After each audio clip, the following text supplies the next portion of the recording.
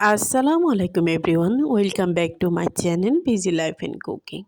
আশা করি সবাই অনেক ভালো আছেন। আমি আজকে আপনাদেরকে তৈরি করে দেখাবো টুনা মাছের কাবাব। তো চলুন রেসিপিটি দেখে আসি। আমি এখানে কয়েকটা আলু সিদ্ধ করে নিয়েছি। এবার এই আলুগুলো চটকিয়ে নিব। তো টুনা মাছের সাথে আমি এই আলুটা ব্যবহার করব। তো দেখুন আমি আলুগুলো চটকিয়ে নিচ্ছি। এ পর্যায়ে আমি এখানে কয়েক টুকরা টুনা মাছ লবণ দিয়ে সিদ্ধ করে নিয়েছি। তো আপনারা যদি চান হালকা করে ভেজেও নিতে পারেন। তো দেখুন এবার গরম গরম এই টুনা মাছগুলো আমি যে হালকা পাতলা কাটা ছিল ওইগুলো ছাড়িয়ে নিচ্ছি। তো এভাবে টুনা মাছগুলো ছাড়িয়ে নিতে হবে।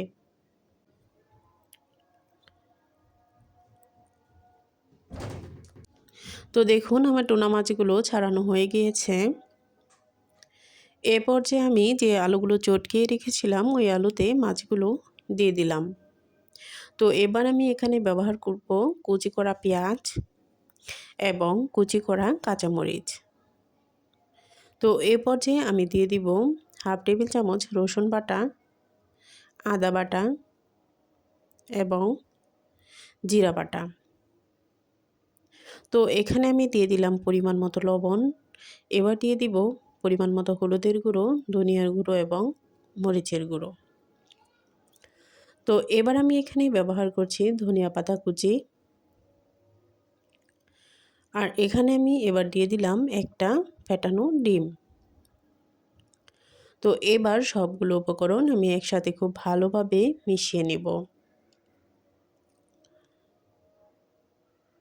তো আপনারা চাইলে এখানে অল্প করে চালের গুঁড়ো অথবা সামান্য একটু বেসন ব্যবহার করতে পারেন।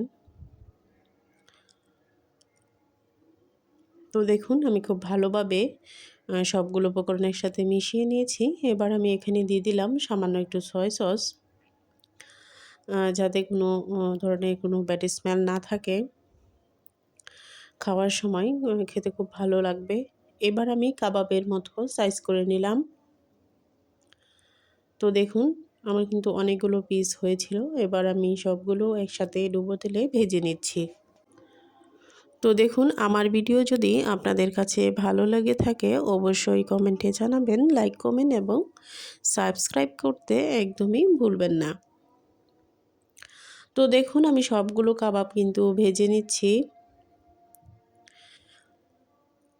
উপর দিকটা একদম মজাদার, মুচমুচে, অসম্ভব মজাদার এই টুনা ফিশ কাবাব। আপনারা একবার খেলে এর স্বাদ ভুলবেন না। এটা যেন চিকেনের কাবাবের মতোই লাগে অনেকটা। তো এটা কিন্তু আপনারা পোলাও কিংবা বিকালের নাস্তায় অথবা ভাতের সাথেও খেতে পারেন। অবশ্যই টুনা ফিশের কাবাব একবার বাসায় আমি যেভাবে করেছি এভাবে ট্রাই করে দেখবেন, আশা করি ভালো লাগবে। তো কেমন হয়েছে আমার ভিডিওটা কমেন্টে জানাবেন। আল্লাহ হাফেজ।